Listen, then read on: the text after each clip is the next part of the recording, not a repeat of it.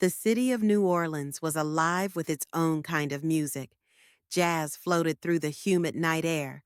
The glow of street lamps spilled across cobblestone streets, and horse-drawn carriages clicked past as tourists snapped photos of the French Quarter's colorful balconies.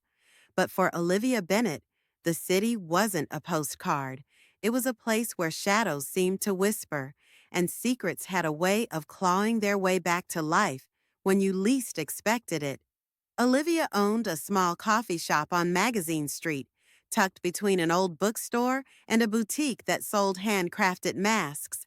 By day, her cafe was filled with chatter, laughter, and the comforting aroma of freshly brewed espresso.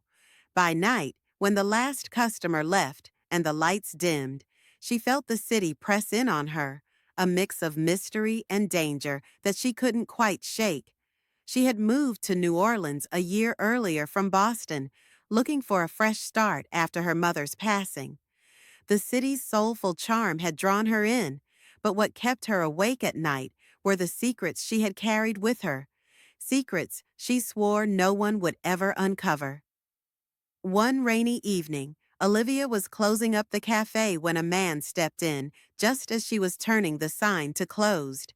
He was tall, with sandy brown hair damp from the rain, and eyes that seemed to hold stories of their own.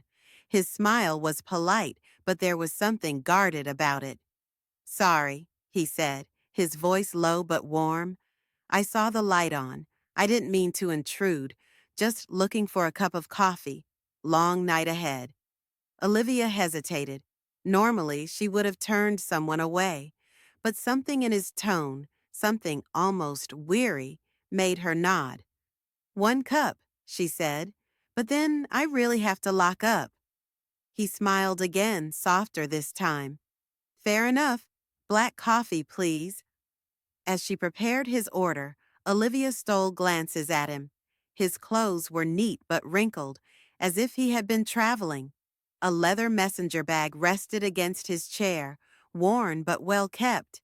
He looked like someone caught between places, someone searching for something. When she handed him the cup, he thanked her and took a slow sip, as though savoring more than just the taste. "This place," he said after a moment, glancing around the cozy cafe. "It feels safe. That's rare these days." Olivia's heart skipped.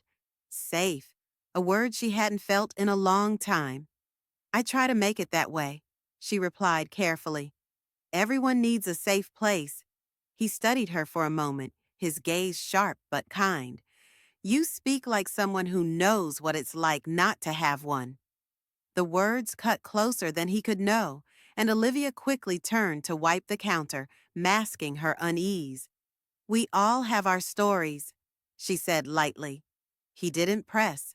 Instead, he finished his coffee, left cash on the counter, and with a final nod said, "Thanks for the coffee and the safe place." When he stepped back into the rainy night, Olivia thought that was the end of it. But she was wrong. That night was only the beginning. The stranger returned the next evening, and the one after that. Always late, always polite, always with the same order. He introduced himself as Ethan Walker, a journalist from Chicago who was in New Orleans working on an investigative piece. Olivia didn't pry. She had learned not to ask too many questions of others, lest they ask questions of her. But as days passed, she found herself looking forward to his visits.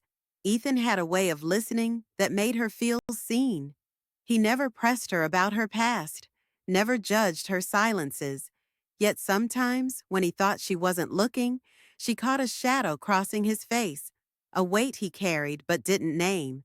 One evening, a week into his nightly visits, the storm outside grew fierce. The rain hammered the windows, thunder rumbled across the Mississippi River, and lightning lit the French Quarter in flashes. Olivia locked the door early, and Ethan, already inside, raised a brow.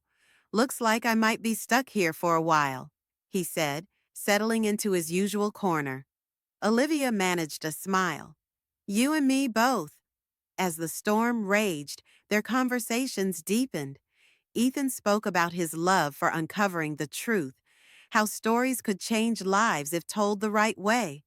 Olivia admitted how the cafe was her way of creating stability in a world that felt uncertain.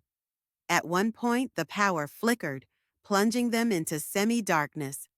Olivia laughed nervously, but Ethan grew serious. "You don't have to tell me," he said quietly. "But I think you've been running from something.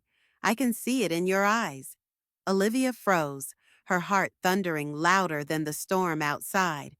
For a moment she thought of deflecting, but something about the storm, the darkness, and Ethan's steady gaze broke down her defenses. "You don't know what it's like," she whispered, "to carry a secret that could ruin everything if it ever got out." Ethan leaned forward. "You'd be surprised what I know." The cafe